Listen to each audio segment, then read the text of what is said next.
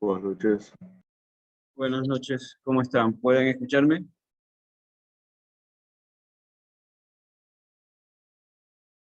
¿Pueden Buenas escucharme? noches, sí, la escucho, profe. Buenas noches. Muy amable, gracias. ¿Me recuerdan, por favor, hasta dónde nos quedamos en la última clase? Fue lo último que revisamos, vimos, creo que los pensadores económicos, eso habíamos estado revisando, ¿verdad? Sí. Ya, muy bien. Bueno, vamos avanzando en un tema nuevo que tiene que ver con tratar de unir todos estos conceptos que hasta ahorita hemos tratado de digerir, tratado de explicar. Y en esta noche justamente vamos a tratar de unir toda esa información revisando algo que se conocen como los 10 principios de economía. Lo más seguro es que varias cosas que están acá les van a sonar como repetitivas, pero en realidad lo que estoy tratando de hacer es amalgamar todo lo que ya anteriormente habíamos revisado. Lo que sí les pido es que si tienen algún tipo de inquietud en el proceso, mientras voy explicando, me gustaría que me interrumpan. Creo que todos tienen la posibilidad de poder abrir su micrófono y hacerme la pregunta correspondiente. Yo voy a ir avanzando, pero por favor, cuando algo no esté claro, les agradecería que me hagan las preguntas del caso. Muy bien. Vamos a comenzar con el tema que queremos revisar el día de hoy. Y este tema, repito, es como una especie de unión de todo lo que ya hemos estado revisando hasta aquí conceptualmente. Y lo que voy a tratar es precisamente los 10 principios de economía. Vamos a ver en qué consisten estos principios, o qué nos cuentan estos principios. ¿Puede ver lo que proyecto? Sí, profesor. Gracias.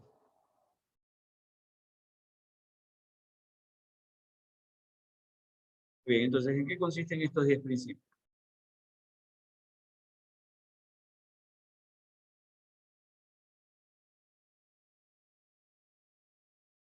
Ya, básicamente recordando lo que nosotros hemos visto con relación a economía, habíamos visto de que una de las grandes preocupaciones que tiene la economía es comenzar a pensar en función de los escasos recursos que nosotros tenemos y cómo generamos producción que vaya a servir a la mayoría de personas de una sociedad o de una economía.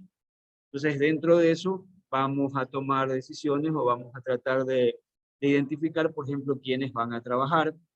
Dentro de ese, en quiénes van a trabajar, también tenemos que pensar en qué cosas se van a hacer y puntualmente nos referimos a los bienes o a la entrega de servicios y cómo van a ser esos bienes y servicios entregados y producidos. Adicionalmente, también deberíamos pensar o pensamos al momento de comenzar a pensar en términos económicos, es entender dónde va a ser empleada esa producción, qué recursos nosotros vamos a utilizar justamente para generar esos bienes y servicios que tenemos que entregar a la sociedad. Y también los precios que están relacionados con esto, ¿no? Cuánto me va a costar y cuánto finalmente va a ser el precio que voy a terminar cobrando por estos productos. La sociedad y los recursos, como ustedes saben, es una sociedad que está conformada por seres humanos. Estos seres humanos, nuestro ritmo de crecimiento poblacional hace que la reproducción que tenemos nosotros en este mundo sea mucho más acelerada que el ritmo de restablecimiento de los recursos que nosotros consumimos.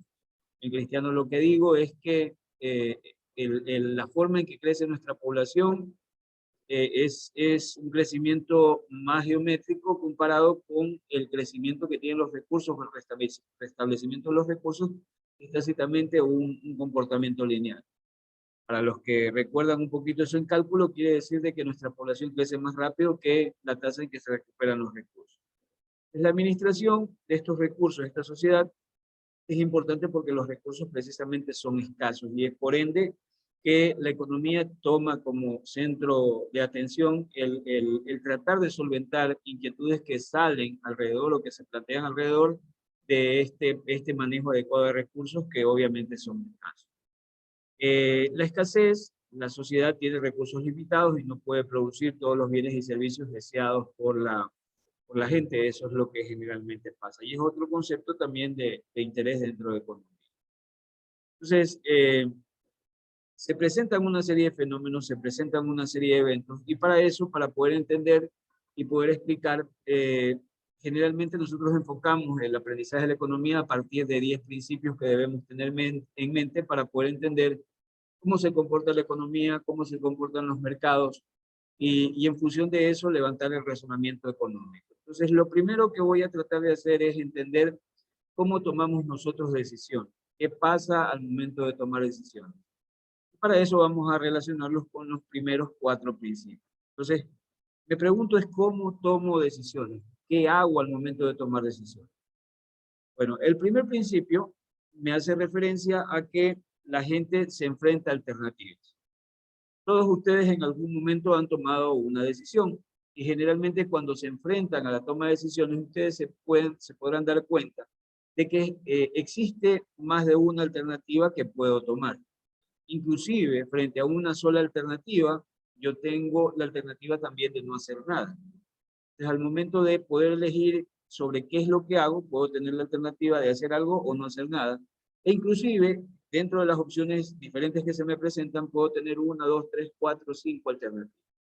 Entonces la gente siempre se enfrenta, o usted como agente económico y usted como consumidor de mercado, siempre se va a enfrentar a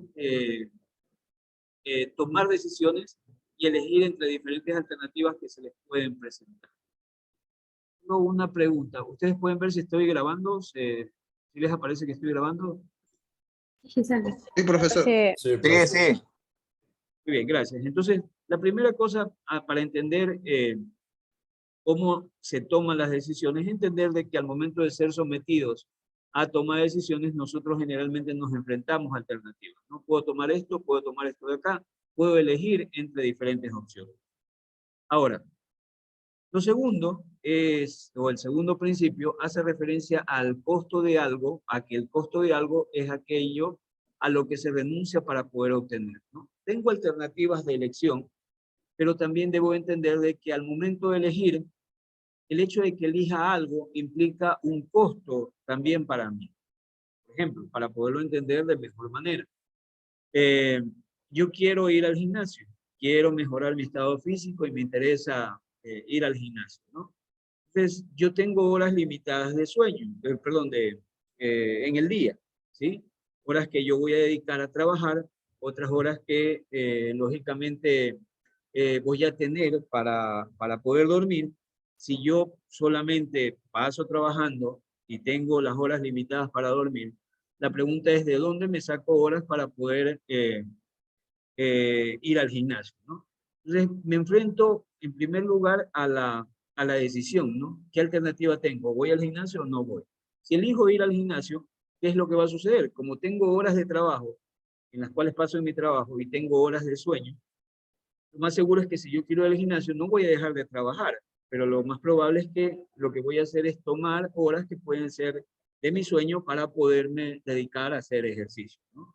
Entonces, si yo comienzo a trabajar a las 7 de la mañana, de repente podría levantarme a las 5 para poder ir al gimnasio.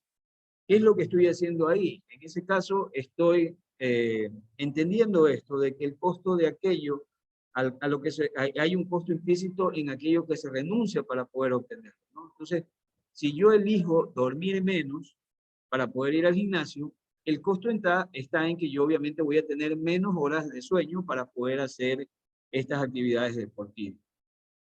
Imagine que no sean horas de sueño, que sean horas de ocio. Si quiero ir al gimnasio, voy a tener que sacrificar horas de ocio para poder ir al gimnasio. Entonces, hay un costo implícito y ese costo en un caso era dejar de dormir más horas para irme a entrenar, o en el otro caso es dejar horas de ocio para irme a entrenar. Entonces, hay un costo implícito y este costo implícito serían las horas que yo sacrifico de otra actividad, ¿no? Bueno, ustedes todavía no han de ser padres. En algún momento un padre se ve también muy enfrentado a estas tomas de decisiones alternativas. Y dentro de esas alternativas a veces también está el elegir entre cosas que puede hacer y cosas que no puede hacer. Lujos que se puede dar y lujos que no se puede dar, ¿no? Entonces puede ser que en algún momento recursos que usted tenga como padre los va a utilizar y los va a preferir dedicar para la educación de sus hijos, cuando de repente podría comprarse un carro, ¿no? Una carrera universitaria. Bueno, ustedes están aquí en esta universidad, aquí tienen la subvención del Estado, en una carrera universitaria, por lo menos a mí me está costando la educación de mis hijos casi 400 a 500 dólares mensuales cada mes que tengo que pagar, y obviamente eso dentro del semestre que le corresponde a él estudiar, ¿no? Entonces, con 400 y 500 mensuales yo podría comprarme un carro, en un año, 2 años tendría ya tranquilamente un carro nuevo. Pero ¿qué es lo que sucede? Obviamente no puedo comprarme el carro porque estoy destinando, en este caso, para poder tener la educación de mis hijos. Entonces yo elijo la educación de mis hijos, pero eso tiene un costo para mí, en cierta medida, porque estoy destinando parte de los recursos que yo podría utilizar para mejorar el carro que tengo, pero en este caso lo estoy destinando para invertir en la educación de mis hijos. ¿Se comprende el primer y segundo punto? ¿Se entiende lo que estoy explicando? Profe, Sí, yo tengo más bien duda con el primer punto. La ya. gente se enfrenta con alternativas. Ujú. Ya, ¿cuál es tu duda? ¿Me la puedes plantear? No sé si me puede dar un ejemplo más específico de las Ya. alternativas. Muy bien, yo te mando a ti a buscar, de repente te digo, bueno, tenemos que estudiar una materia nueva, tienes que elegir. Y tienes diferentes materias para poder escoger, así como tienes ahorita aquí, ¿no? Entonces tú dices, bueno, no sé si tomar la materia de micro, que me da flujo para la siguiente materia, no sé si tomar la de macro, que de repente, aunque está con flujo, pero ahorita me permiten poderla tomar, pero me quedé en matemática y tengo que tomar matemática, que sería también otra materia que podría tomar, y a eso es a lo que te enfrentas. Tienes diferentes alternativas al momento de tomar decisiones. Tú como consumidor de mercado, también, y como agente de mercado, ¿no? En algún momento tomas decisiones, por ejemplo, de qué cosas consumir. Podrías, un ejemplo típico, con un celular. Podrías comprarte un celular de alta gama, podrías comprarte un celular de gama media, podrías comprarte un celular más baratito. Tú eliges como consumidor, tienes diferentes alternativas y de esas alternativas generalmente seleccionas. A eso es a lo que me refiero. Tú tienes diferentes alternativas al momento de enfrentarte a la toma de decisiones. Otra alternativa podría haber sido elegir entre estudiar o trabajar. ¿Ya? En el caso de ustedes han elegido, bueno, no todos pueden darse el lujo de solamente estudiar, sino que hay algunos, y lo más seguro algunos de ustedes, que hacen un sacrificio extra, estudian y adicionalmente trabajan, ¿no? Entonces, al elegir trabajar, lo más seguro es que uno sale del trabajo y sale cansado, esas horas de descanso que puede estarlas destinando para descansar, valga la redundancia, ustedes dicen, no, me aguanto un poquito, estoy todavía joven y estas horas las voy a destinar para poderme dedicar a estudiar. Y no solamente ahí, sino que de repente esto también va a implicar que un fin de semana ya te vas a dejar de ir a farrear, sino que tienes que tomar esas horas y dedicarlas para estudiar. ¿Ya? Entonces, aquí estoy uniendo las dos cosas, estoy viendo que, o estoy tratando de mostrar de que tú te enfrentas a tomar alternativas, ¿no? Eliges entre estudiar o no estudiar. Y cuando eliges entre estudiar o no estudiar, también cuando tomas una decisión, al momento de tomar una decisión, sabes que hay un costo implícito de un sacrificio de otra cosa que quedó en el camino porque tomaste esa decisión. ¿Sí? ¿Y cuál es ese costo implícito? En este caso, estudiar las horas de ocio que tenías, las horas que de repente llegabas temprano del trabajo y te dedicabas a descansar. Entonces, sacrificas eso por obtenerlo de acá. Pero también en ese proceso está el elemento de elegir entre varias alternativas. No sé si con eso te aclaro más el tema. Sí, por supuesto, quedó más claro. Muchas gracias. Perfecto. Muy bien. Entonces, nos enfrentamos a alternativas sobre las cuales escoger. Y lo segundo, siempre que sacrifico o elijo algo, hay un costo implícito en eso que dejo de hacer. ¿Ya? Muy bien. Entonces, aquí relacionado a esto, ya vamos a ver más adelante, un concepto que se conoce como frontera de posibilidades de producción. Esto tiene que ver mucho con el manejo de recursos y lo que puedo producir generalmente con estos recursos. Imaginen que estas curvas, perdón, que están aquí, son curvitas que representarían la cantidad total de recursos que puedo utilizar, ¿no? Estas curvitas que están acá. Solamente quiero que se concentren en la que está de color negro. Bueno, no sé si, bueno, yo la veo de acá de color negro, la primerita que está aquí, donde estoy moviendo el cursor. ¿Ya? Concéntrense solamente en esa y olvídense de las que están más arriba. Imaginen como que las tres que están arriba no están. De acuerdo. Esto es un plano cartesiano, obviamente. Ya hay un eje aquí Un eje de las X donde me dice bienes de consumo y un eje de las Y donde dicen bienes de capital. ¿Sí? Se identifica clarito en el eje de las Y, bienes de capital, en el eje de las X, bienes de consumo. ¿Cuál es la condición para poder hacer este razonamiento? De que yo puedo combinar en función de los recursos que tengo, o yo puedo producir, ¿sí?, cierta cantidad de bienes de capital y cierta cantidad de bienes de consumo con los recursos que actualmente tengo a disposición. El resultado de esa combinación se dibuja esta línea de aquí, esta curva de aquí, ¿sí? Por ejemplo, si yo me pongo aquí donde está el cursor, si lo pueden ver, estoy sobre el eje de las Y, estoy puntualmente donde comienza la curva, donde más que comienza, se toca la curva en el eje de las Y, ¿sí? Si usted recordará lo que nos enseñaron en matemática, este punto es un punto que tiene coordenadas, ¿verdad? Tiene una coordenada en en X y tiene una coordenada en Y. ¿Cuánto valdría la coordenada en X aquí? ¿Cuánto sería el valor que asumiría la coordenada en X? A ver si se acuerdan en matemáticas. Primero, ¿cuál sería? Obviamente, el eje Y sería bienes de capital, ¿verdad? El eje X serían bienes de consumo. En ese punto donde está el cursor, aquí donde estoy moviéndolo, les pregunto a ustedes, ¿cuál sería la coordenada que yo identifico aquí? Es decir, ¿qué valor asume X y qué valor asume Y ahí en esa posición? 2000X y 2010 Y. 2000, La X. ¿a la X Cero. cuánto valdría? A ver, 0, X vale 0, ¿por qué?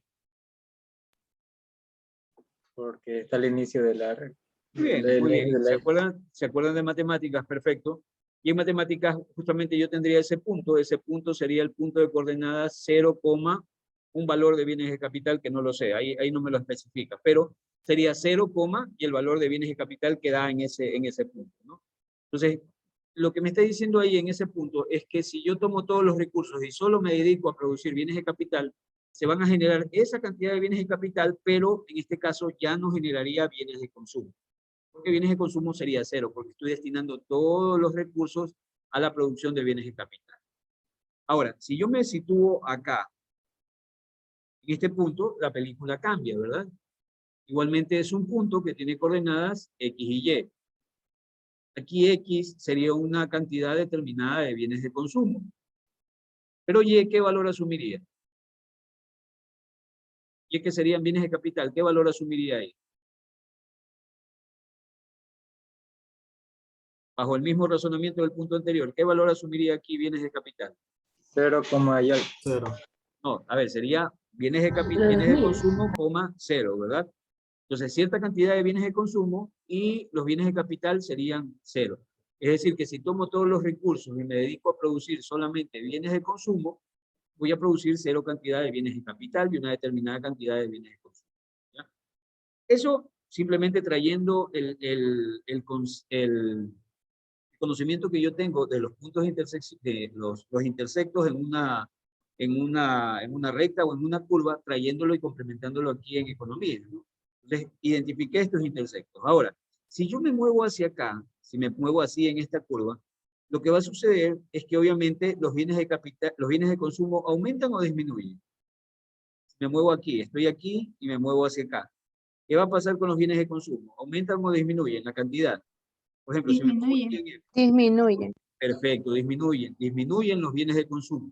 ¿Y qué ocurriría con los bienes de capital? Nuevamente, estoy aquí y me muevo hacia acá. ¿Qué ocurriría con los bienes de capital? Aumenta. Aumentan, ¿de acuerdo? ¿No? Entonces, lo que yo voy a tener aquí son diferentes combinaciones de bienes de capital y bienes de consumo. Si estoy aquí y me muevo hacia acá, lo que sucede es que comienzan a bajar los bienes de capital y aumentan los bienes de consumo. Si estoy aquí y me muevo hacia acá, lo que sucede es lo contrario, ¿no? Disminuyen los bienes de consumo y aumentan los bienes de capital. Lo que les quiero decir con esto es que si yo tácitamente esto sería como una especie de frontera. Y en función de eso sale el concepto de frontera de posibilidades de producción.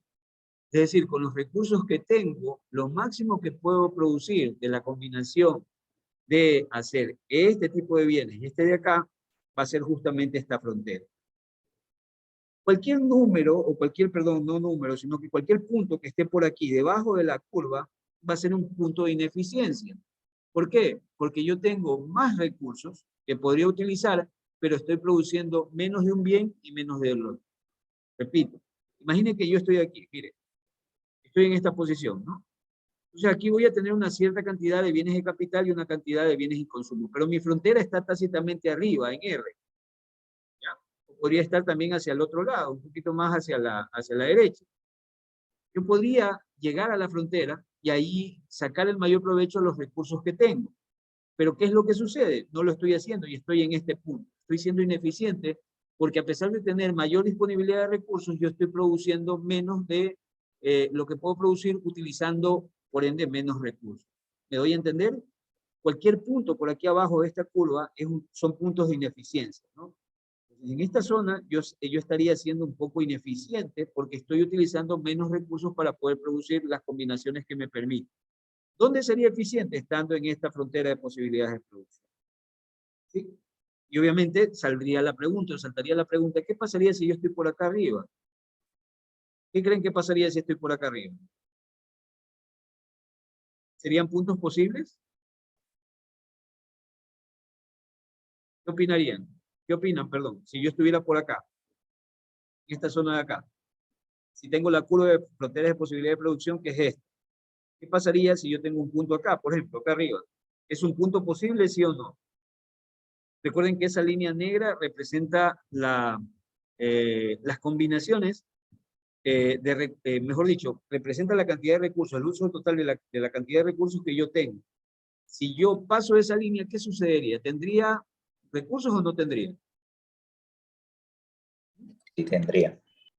Ya, pero, a ver, estoy en una posición donde yo necesitaría más recursos para poder generar esa producción. No sé si me doy a entender. Imaginen este punto que está aquí. Voy a tratar de ponerme aquí, miren. En este punto que está aquí. Profesor, no sería posible. No sería posible. ¿Por qué no sería posible? No hay los suficientes recursos. Perfecto, muy bien. Ese es el razonamiento. Yo estaría por encima de la frontera de posibilidades de producción. No sería posible, ¿por qué? Porque voy a necesitar más recursos para poder tener ese nivel de producción. No lo puedo hacer. Lo ideal sería estar aquí, ¿no? ¿Ya? Y lo ineficiente sería estar por acá abajo. Entonces, cualquier puntito que esté por aquí son combinaciones que no son posibles frente a la situación actual de disponibilidad de recursos. En Cristiano, no puedo llegar a producir esas cantidades, esas combinaciones de esos dos productos, porque los recursos no me alcanzan para poder llegar a esas combinaciones. ¿Dónde sería lo ideal? Aquí encima de la curva. ¿Dónde sería ineficiente? Por debajo de la curva. ¿Por qué sería ineficiente por debajo de la curva? Porque estoy utilizando menos recursos de lo que sería la combinación ideal. ¿Por qué es eficiente aquí en la curva? Porque justamente esa combinación es la que maximiza el uso de los recursos. ¿Por qué aquí encima sería imposible de conseguir? Porque simplemente lo que sucede es que estando acá arriba, yo voy a necesitar más recursos de los que actualmente dispongo. Ahora, ingresemos o piensen ahora que la frontera de posibilidad de producción aumentó. En Cristiano tenemos más recursos en la economía y ahora pasamos a la curva roja. Ya me olvido de esta curva negra y ahora pasamos a la curva roja. Entonces, si yo tuviera un punto aquí, ¿qué ocurriría si yo ahora estoy tomando como referencia la curva roja?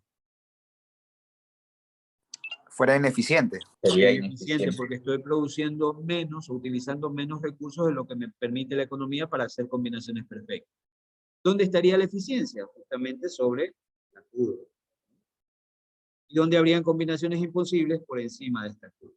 Lo mismo puede razonarlo pensando en el azul, pensando en la roja. Y eso puede pasar. De repente, por ejemplo, esta es la línea de producción actualmente de, no sé, de combinaciones de derivados de petróleo, ¿no?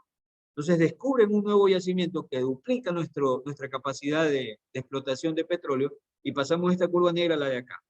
Hay más recursos para poder hacer estos dos productos que nosotros elaboramos.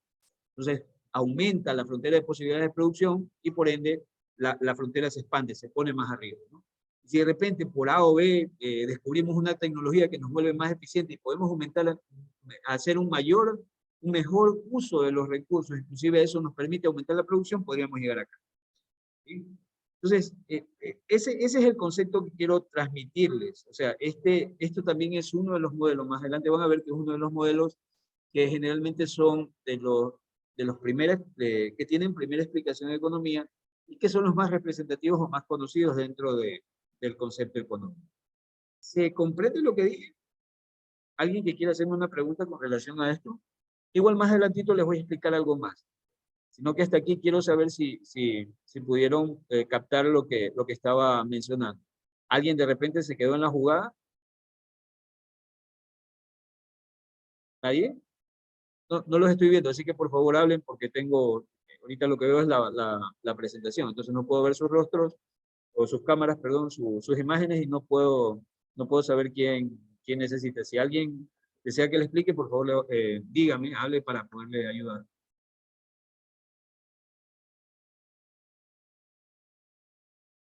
No, profesor, todo claro de mi parte.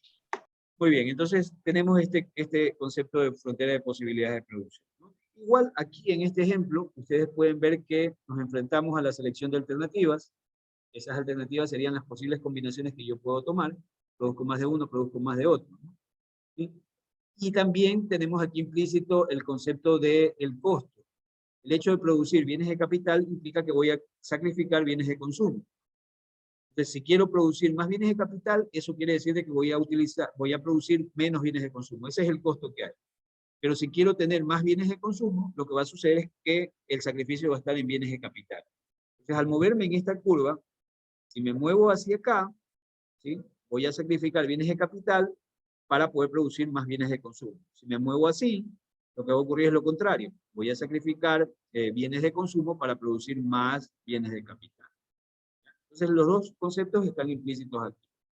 Bueno, avanzamos un poquito más.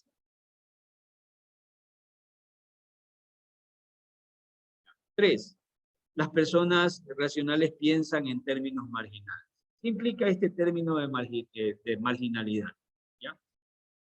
Generalmente nosotros lo ligamos esto para hacerlo sencillo, ¿no? A veces es un poquito difícil explicar esto, pero imagine lo siguiente, ¿no? Estamos en el desierto, imagínese usted que está en el desierto. Estamos que nos morimos del calor, hay un calor tremendo y estamos en el desierto. Y de repente damos con una tiendita que hay en el desierto. Y obviamente tengo sed y veo que la tienda vende botellitas de agua. ¿Ya? Me tomo la primera botella de agua y lo más seguro que esa botella primera de agua, teniendo un calor tremendo y teniendo tanta sed, me va a dar un nivel de satisfacción bastante alto. Ahora, me tomo la segunda, puede ser que esa segunda también me siga generando satisfacción a mí porque tengo sed, pero lo más probable es que comparada con la primera, el nivel de satisfacción ya no es mayor, sino puede ser menor. Si yo me tomo una tercera, me tomo una cuarta, me tomo una quinta botella, lo más seguro es que la tercera, cuarta y quinta, con relación a la satisfacción que me produjo la primera, va a ir decreciendo. ¿Sí? Entonces, aquí lo que sucede es que cada vez que aumento una unidad, en este caso de consumo, yo puedo ver que el nivel de satisfacción disminuye.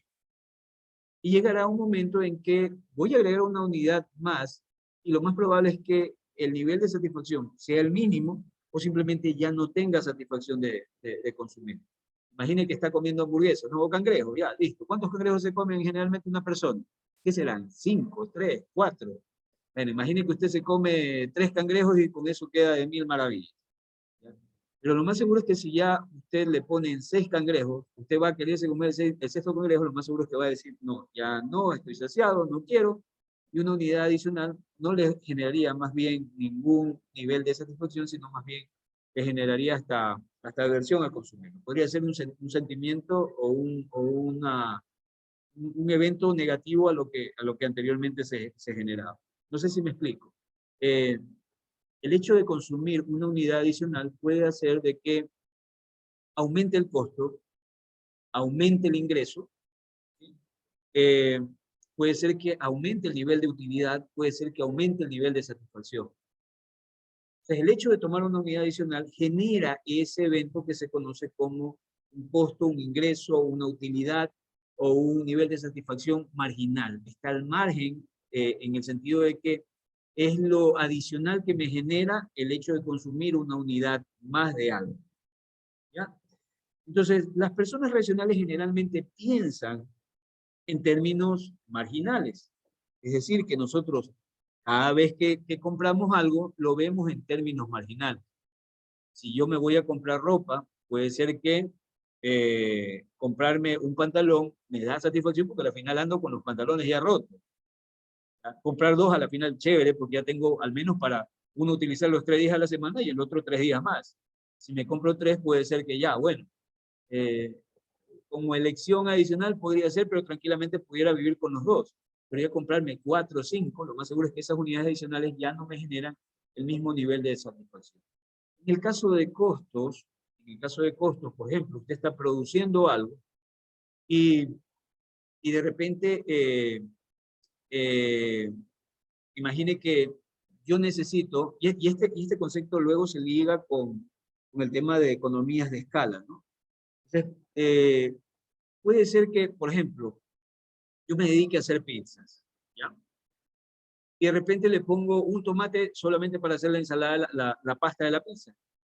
La pasta de la pizza y de repente me queda medio aguachenta, pero tiene sabor la pizza. ¿Ya?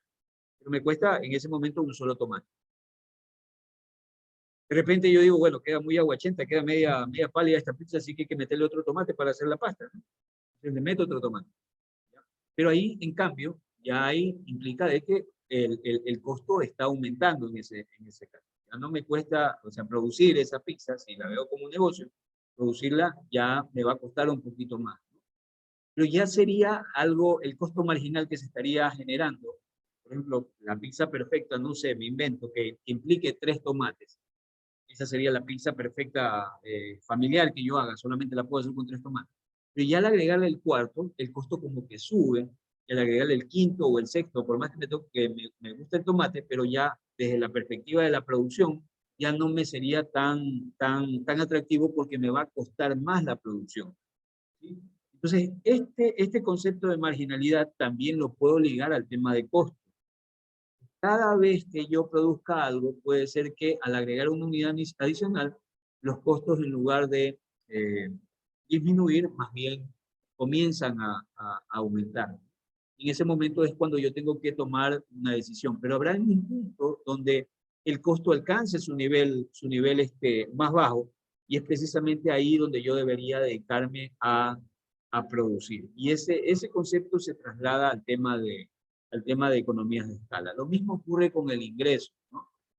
Puede ser que igualmente, o sea, el hecho de producir una unidad adicional puede llevarme a mí a que mis ingresos suban, pero llegará en un momento de que producir una unidad adicional, una unidad más, ya no me lleve tanto al aumento de ingresos, sino que los ingresos pueden estabilizarse o inclusive decrecer. ¿A qué me refiero con esto? Que de repente podría haber en algún momento que yo necesito producir cierta cantidad de algún bien, ¿sí? Y el hecho de producir una unidad adicional, en lugar de aumentar los ingresos que yo puedo tener, más bien los ingresos, repito, quedan iguales o declina o baja el nivel de ingresos por producir esa unidad adicional. ¿Por qué? Porque finalmente el producir esa unidad adicional podría implicar de que tengo que comprar una nueva máquina, tengo que comprar hacer inversiones en más materia prima. Para producir solamente esa, tengo que estoquearme de gran cantidad de materia prima para sacar ventajas por el tema de costos. Entonces mis costos en realidad comienzan a aumentar en lugar de disminuir, y por ende el ingreso comienza a disminuir. Entonces, este concepto, repito, yo lo puedo relacionar con costos, con ingresos, con utilidad, ¿ya? Y eso hace y en sí este concepto de marginalidad lo que va a implicar es lo adicional que se gana, que me cuesta, que genera como utilidad o que genera como beneficio por el hecho de tomar una unidad adicional de algo.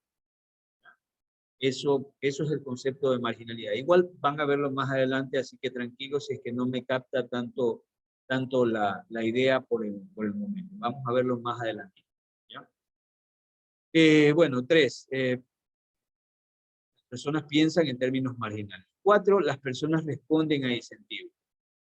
Eso ocurre también en el mercado. Nosotros como consumidores generalmente respondemos a incentivos. Y prueba más lo que ocurrió recientemente en el paro. ¿Cuántos han comprado últimamente cubetas de huevo? ¿Han comprado, se han ido al mercado a comprar en estas semanas cubetas de huevo? Lo más seguro es que van al mercado y usted ve que una cubeta de huevo en algún momento estuvo hasta en $10 en estas 2 semanas. No, no es broma, es en serio. Cobraban hasta $10 por una cubeta de huevo. Y usted obviamente va al mercado y ve una cubeta de huevo y a menos que la hayan hecho cesárea a la gallina, que no tiene sentido para que cueste tanto. O sea, en nuestra lógica común, nosotros no estaríamos dispuestos a pagar un precio tan alto por una cubeta de huevo, ¿ya? Entonces, nosotros respondemos a incentivos. Entonces, ese precio más alto, que en este momento está, lo más seguro es que hizo que usted, que yo y que cualquier otro ecuatoriano diga, aguántate, entonces voy a consumir menos este producto hasta que la situación se estabilice. Más probable es que ustedes también, sus mamás se tienen que haber enfrentado a sus mamás y sus papás se tienen que haber enfrentado a esta decisión, ¿no? Como nunca, por ejemplo, mis hijos estaban felices porque no comían ensalada en la casa, porque el tomate estaba caro, porque el pimiento estaba caro, ¿ya? Y eso hacía que nuestra dieta momentáneamente cambiara. Entonces la demanda de esos productos también se modificó por el tema de costo. ¿Qué va a pasar? ¿Qué va a pasar en estas próximas semanas? Ya hoy ya se acabó el tema del paro, lo más seguro es que esto se va a regularizar, ¿sí? Y lo que vamos a tener son escenarios donde el precio baja. Y al tener precios más bajos, ¿qué es lo que vamos a hacer como consumidores? Volver a cubrir nuestras necesidades demandando lo que anteriormente demandábamos. Y vamos a comenzar a comprar lo que anteriormente comprábamos, ¿no? Y reaccionamos a ese tema de la baja de precios. Entonces, lo que quiero decir con esto es que nosotros como consumidores, como participantes del mercado, siempre el mercado nos proporciona incentivos y en función de esos incentivos nosotros reaccionamos. Y todo esto tiene que ver con toma de decisiones, con elección de alternativas, con pensar marginalmente, ¿ya? Todo está relacionado, si usted lo puede ver, todo está completamente relacionado. ¿Sí? ¿Se comprende? Sí. Sí, profesor. Muy bien. Ya, aquí, por ejemplo, ven este dibujito para cuando lo vean. De repente podría ser, miren, un ejemplo de cómo respondemos a incentivos. El hecho de que yo imagine que soy una autoridad del sistema financiero. Bueno, y me interesa que la gente comience a ahorrar. Una forma de motivar a la gente a ahorrar podría ser aumentándole la tasa de interés que le pago por colocar el dinero en las cuentas bancarias, ¿no? En las cuentas de ahorro. Entonces, un incentivo que podría darle a ese mercado para que reaccione podría ser la subida de la tasa de interés que me pagan por los ahorros. Lo más seguro es que ese incentivo, ese hecho de que suba la tasa, puede motivar a que algunos ahorradores que no querían colocar el dinero en el banco porque no les pagaba tanto, ahora con una mayor tasa, puede ser que se sientan motivados a colocar. En sentido contrario también sirve el ejemplo, ¿no? Podría ser que ocurra lo contrario. Los bancos tengan demasiada liquidez y a mí lo que me interesa es que saquen esa liquidez y de repente la inviertan lo pongan a trabajar. Entonces una forma de hacerlo es bajarle las tasas de interés. O sea, al bajarle las tasas de interés la gente va a decir, no, ¿para qué lo tengo en el banco si lo puedo tener en la casa y a la final no es mucha la diferencia? ¿Y para qué lo voy a tener en el banco si me está pagando tan poco? Lo más probable es que necesite hacer es invertirlo, ¿no? Y de esa manera yo puedo presionar o motivar al mercado para que pueda tener estos cambios de comportamiento. Igual, en ambos casos, se responde a incentivos que les puede dar el mercado. Bueno, ahora, lo siguiente, luego de que ya entendimos este tema de la toma de decisiones, del costo marginal, el ingreso marginal, utilidad marginal, las elecciones que tomamos, vamos ahora a ver cómo interactúan las personas unas con otras y por qué es importante que interactúen dentro de un mercado. Entonces vemos el principio 5 que me dice que el intercambio puede mejorar el bienestar para todos. Es lógico que el intercambio mejora el bienestar para todos. Porque si surge un mercado, recuerden que en el mercado está presente la oferta y la demanda. Si se genera ese mercado, va a haber quienes quieren el producto que es motivo del mercado y va a haber quienes van a producir, generar ese bien o servicio que es motivo del mercado. Entonces, ¿por qué se dice que el intercambio mejora el bienestar? Porque obviamente yo como productor le entrego a usted como consumidor el bien que usted necesita. le genero un beneficio, le genero una mejora. ¿Ya? Porque usted, si de repente yo necesitaba, no sé, harina para poder hacer tortillas y poder vender, ahora ya tengo una empresa que me está generando esa producción, ¿no? Anteriormente me tocaba coger los choclos, ponerlos a secar y de ahí majarlos, rallarlos para poder tener harina. ¿Ya? Pero ahora tengo una empresa que me proporciona este recurso, me sale más barato y, y yo tengo ese producto para poder generar la producción. Entonces, pero también la empresa se beneficia porque obviamente la empresa recibe como contraparte o recibe o está usufructuando del hecho de que está vendiendo este producto, ¿no? Y si usted lo ve también más atrás, la empresa, para poder generar esa producción, tiene que contratar gente. Si contrata gente, recuerden nuevamente el ciclo que se produce. Si contrata gente, esa gente tiene trabajo, si tiene trabajo, tiene plata, y si tiene plata, consume. Y todo se mueve en la economía. Es decir, el intercambio genera este bienestar dentro de la economía. Por eso es importante que justamente se encuentren estas dos fuerzas, participen del mercado y se generen condiciones de intercambio para poder ganar consumidores y productos. Este par de señores bien feos que están aquí, bueno, son el que era en algún momento el presidente de Perú, el que está a mi lado derecho, que es Toledo, y el presidente Bush, que está a la izquierda. Bueno, simplemente lo estoy presentando aquí porque en algún momento Perú y Estados Unidos firmaron un TLC, un Tratado de Libre Comercio. ¿Estoy en clase? Tratado de Libre Comercio. Entonces, este Tratado de Libre Comercio, lo que sucede es que era un tratado que beneficiaba a ambas partes. Este tratado, al momento de darse, al momento de generarse, lo que hizo fue que Perú entregaba producción que no tenía Estados Unidos, y se supone que Estados Unidos también le vendía producción que no tenía Perú. Entonces, el TLC no es algo que o el Tratado de Libre Comercio no es algo que se firma a ciegas. Generalmente hay un trabajo de cuerpos técnicos que lo que analizan es qué tiene un país y qué le puedo proveer y qué yo puedo recibir de ese país sin que perjudique obviamente a la producción nacional. El problema está cuando no se hacen bien esos cálculos y genera el daño de la industria local. Se supone que, pero finalmente el espíritu del tratado es que haya ese libre comercio que beneficie tanto a un país como al otro. Los peruanos los más probables se beneficiaron porque al estar en un mercado tan grande o volverse proveedor de un mercado tan grande, eso genera beneficios para ellos como productores. ¿Ya?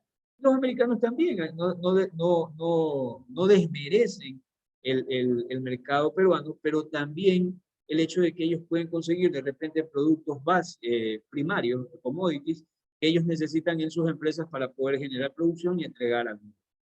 Entonces, estos tratados de libre comercio generalmente son un ejemplo de este intercambio y cómo ese intercambio mejora las condiciones de la economía. El principio 6, los mercados son un buen mecanismo para organizar las actividades económicas, ¿no? Entonces, recuerden lo que decía Smith, generalmente todo lo que ocurre en el mercado, lo que se va a producir va a ser demandado por el mismo mercado va a ver quién puede entregar esa producción, atrayéndolo a esos productores para que puedan generarse, y establece ese orden, ¿no? Entonces ya el mismo mercado, el hecho de que surja esta necesidad, aparezca la necesidad de un producto, y alrededor de esa necesidad se agreguen o comiencen a ingresar quienes pueden entregarlo y quienes quieren consumirlo, va a hacer de que cada quien vaya ocupando su posición y genera una especie de orden dentro de ese mercado. Por eso es que me dicen los mercados son un buen mecanismo para organizar la actividad económica.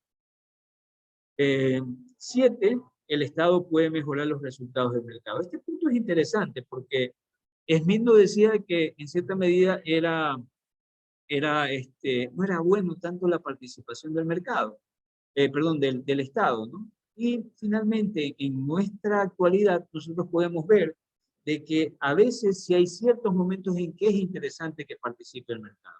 Recién hoy día terminamos con un paro, donde lo que sucedía, uno de los puntos más problemáticos que teníamos, era discutir el hecho de que cierta medida pelear el tema del subsidio a la gasolina, ¿no? Finalmente, luego de tanto tira y jala, los indígenas pedían que se mantuviera todavía una especie de subsidio de 40 centavos por cada galón de gasolina. Hoy día se definió en 15, no se obtuvo lo que se buscaba, pero básicamente se logró revivir parte del subsidio que se transforma en una especie de ayuda para la población. Hay momentos en que el mercado necesita también la participación del Estado. Por ejemplo, en los momentos en que esto ocurre en el mercado productor de banano, ¿no? En el mercado productor de banano hay algo que se conocen como precios de sustentación, precios que generalmente se pagan y que son como una especie de precio estándar que usted lo va a recibir como productor bananero cuando el precio está muy bajo. Si hubieran las condiciones libres de mercado, usted como productor bananero, si el precio está muy bajo, perdería porque el precio está bajísimo, ¿sí? Y cuando sube el precio, usted ganaría grandemente porque obviamente le van a estar pagando más por su producto. Pero finalmente se puede ver que hay ciertos momentos donde hay, más que nada los pequeños productores, ese sube y baja en realidad termina afectando a muchos de estos pequeños productores. Y por ende se fija una especie de como precio intermedio. De tal manera que si las condiciones son malas en el mercado, usted recibe ese precio intermedio. Una especie de precio de sustentación. En cristiano, usted con lo que gana no pierde grandemente, pero tampoco va a perder como en una situación donde si el precio fuera bajísimo, usted básicamente no alcanza ni siquiera para lo básico, recuperar lo básico para poder producir. Entonces, este precio de sustentación básicamente es lo que absorbe, ¿verdad? Chicos, solamente les pido un favor, es que van a utilizar ahorita el aula. Yo ya termino aquí, seguiríamos con este tema el día de mañana y seguimos revisando estos puntos. ¿Tienen alguna pregunta hasta aquí? Sí, profesor, Sí, la dices, por favor. el principio número 6, ¿me podría dar otro ejemplo?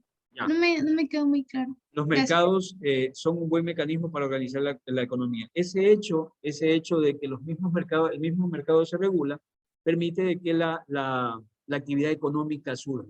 Es decir, si hay una necesidad, alrededor de la necesidad surge el ofertante, surge el demandante, se fijan precios, se fija lo que se va a producir, el mismo mercado lo fija, se fija el precio que se va a cobrar, el precio al que se va a vender, y toda esta actividad o esta interacción entre los agentes en el mercado genera este dinamismo dentro de la economía. Tenme este punto y mañana te lo explico perfectamente, ¿ya? Porque ahorita van a utilizar el dato. Solamente te pido eso. Mañana sigo con este tema, ¿de acuerdo? Muchas gracias, chicos. Pasen bien y buena noche. Profesor, ¿Sí? una pregunta rapidito. Lo que pasa es que ayer unos compañeros y tenemos la duda de cuándo va a habilitar el aula virtual, Prometo que ya porque no tenemos... este fin de semana se los hago. Se los juro por mi madre. He Ay, estado con temas de gracias. doctorado, pero ya se los voy a hacer. Se las No se debo decir. preocupe. Ya. Muy bien. Gracias, chicos. Pasen bien y buena noche. Gracias. Gracias. Buenas noches. Gracias, profe. Buenas noches.